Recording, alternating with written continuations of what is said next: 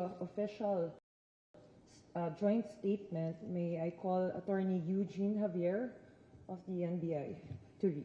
Thank you. Good morning, everyone. Allow me to...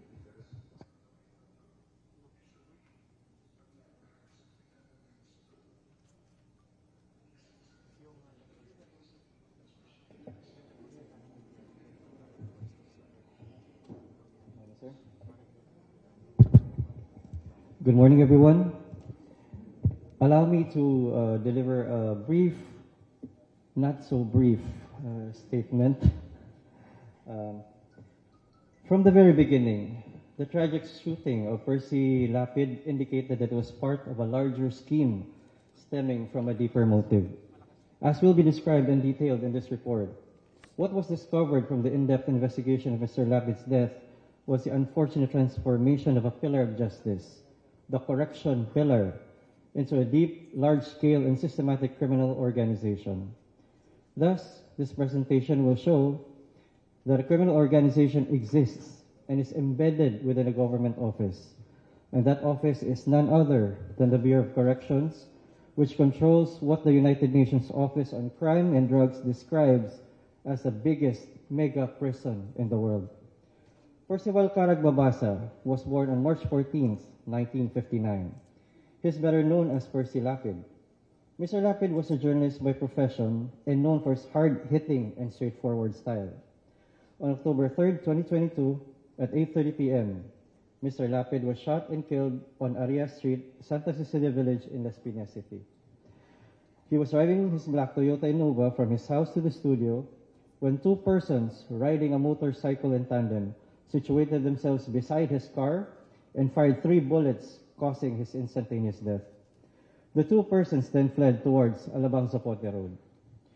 On October 6, 2022, Secretary Benhur Abalos offered a reward of 500,000 pesos for anyone who would provide crucial information that would lead to the arrest of Mr. Lapid's killers. Alex Lopez then vowed to give another 1 million pesos as reward money. On October 9, 2022, Speaker Martin Romualdez announced that several congressmen jointly contributed 5 million pesos to the reward, which then stood at 6,500,000 pesos. Several pictures of the gunman were published by media and online, and the manhunt began. It was on October 17, 2022, that the gunman, by the name of Joel Escorial, surrendered to the police as he feared for his life, given the reward out and the publicity of the case. He surrendered himself together with a gun that he used to kill Mr. Lapid. After a ballistics analysis was performed, it was determined that indeed it was the same gun that was used in the killing. After questioning, Joel Escorial revealed that a certain June Villamor had contacted and contracted him to execute the orders to kill Percy Lapid. He revealed that there was one person from the New Bilibid Prison, or NBP, and another from the Bureau of Jail Management and Penology, BJMP, as part of the conspiracy to kill Percy Lapid. In an effort to secure June Villamor within the NBP, the investigators requested NBP, but instead faced resistance, subterfuge, excuses, and all kinds of rebuffs so that NBP officials could avoid the delivery of the inmate to their custody. In fact, on October 17, 2022, the PNP already communicated with certain Bucor officials to secure the co-conspirator to their custody. The Bucor officials denied that there was anyone by that name within their facility. On October 18, 2022, the PNP filed charges against Joel Escorial and other co-conspirators, including June Villamor, making the existence of the co-conspirator a public record. Still, the Bucor remained silent. Later that same day, the chief of the Southern District Police Station of Las Piñas, Police Colonel Jimmy Santos, who heads the Special Investigation Task Group for the Percy Lapid slay, proceeded to NBP to secure the co-conspirator. Again, he was met with much resistance, despite the information already having been made public. The receiving Bucor officials hesitated to even touch the request letter indicating that they would be killed if they entertained such a request. They stamped the request letter and handed back the original copy. Police Colonel Santos knew at that moment they would not act at all on that request. On October 19, 2022, another team from the PNP requested for the custody of the co-conspirator within NBP, and the same was again denied. It was only on October 20th, 2022, that Bucor officials admitted that the inmate pointed to by Joel Escorial, namely June Villamor, was already dead. Police Colonel Jimmy Santos then proceeded to Eastern Funeral Services to find the body of the co-conspirator. He took a picture of the remains and sent the same to those police in custody of Joel Escorial. Joel then identified and validated that the person was indeed June Villamor, the person who had given him instructions to kill Percy Lapid. This sequence of events implies that the conspirators planned all along to silence June Villamor and cover up the crime, perhaps even before Joel Escorial's surrender. It was after this revelation that the President of the Republic, Ferdinand Romualdez Marcos Jr., gave his order to Secretary Remulla to preventively suspend Director General Gerald Bantag while there was an ongoing investigation.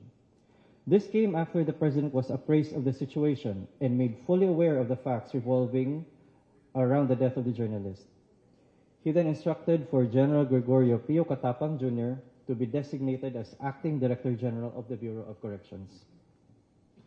When the order of the President was effected on October 21, 2022, and Director General Bantag was suspended, and General Catapang Jr. stepped in on October 24, 2022, the latter immediately suspended all of Director General Bantag's people. It was found that DG Bantag's people were from BJMP. They were absorbed from BJMP into Bucor and were given very high ranks despite their low ranks in BJMP. This violates Item 15 of Civil Service Commission Memorandum Circular Number 3, Series of 2001, which prohibits the promotion of an employee to a position more than 3 salary grades above his or her former position. On the very same day, the sister of the deceased co-conspirator, June Villamor, surfaced and sought help from Senator Raffy Tulfo. Since the senator was in Geneva at this time, it was his brother, Secretary Erwin Tulfo, who took custody of the sister and brought her to the Department of Justice for her to share the information that she had. Upon arrival at the department, she met with Secretary Remulla to share Facebook Messenger messages she exchanged with her deceased brother before he died. She showed messages sent to her at exactly 11:59 a.m. of October 18, 2022. In those messages, it was revealed to her by her deceased brother that if he were to die, the following gangs and persons would be behind it: Commander Alvin Labra of the Batang City Jail Gang, Commander Alfie Peña Redonda of the Happy Go Lucky Gang, and Commander Aldrin Galicia of Sputnik Gang. This declaration may be considered as a dying declaration of the late June Villamor. The most relevant portion of the exchange reads, and I quote, "Te, ingatan mo itong sasabihin ko. Ilabas mo lang ito pag namatay ako dito. Kailangan walang makaalam nito hanggat buhay pa ako. Pag nawala ako, iparating kay Joel na ang sugo tulo na Commander Didi, Sputnik, Happy Go Lucky at BCJ. Tikang sa opisina ang sugo sa era, Commander Aldrin, Commander Labra, Commander Alfie. Basta ingatan mo yan na walang makakaalam hanggat buhay pa ako. Ayaw na damo pangutana." End quote. Translated to Tagalog, it reads, "Te, ingatan mo itong sasabihin ko. Ilabas mo lang ito pag namatay ako dito. Kailangan mo lang makakaalam nito hanggat buhay pa ako. Pag nawala ako, iparating mo kila Joel ng utos ng galing sa commander ng Sputnik, Happy Go Lucky at BCJ. Galing ang utos sa opisina at inutos sila Commander Aldrin, Commander Labra at Commander Alfie." End quote. This was a major breakthrough in the case. Secretary Remulla then caused and instructed Acting Director General Catapang Jr. to transfer the custody of those mentioned in the Facebook chat to the custody of the National Bureau of Investigation for further questioning and investigation. So, The three commanders mentioned in the dying declaration, plus one more suspect named by a confidential informant, were transferred. There, they revealed all. The relevant information is within the hands of the NBI and the PNP.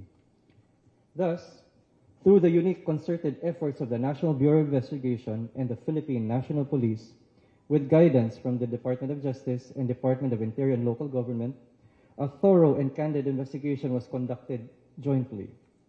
As a result, the NBI and PNP have filed 2 murder charges today. The charges are as follows.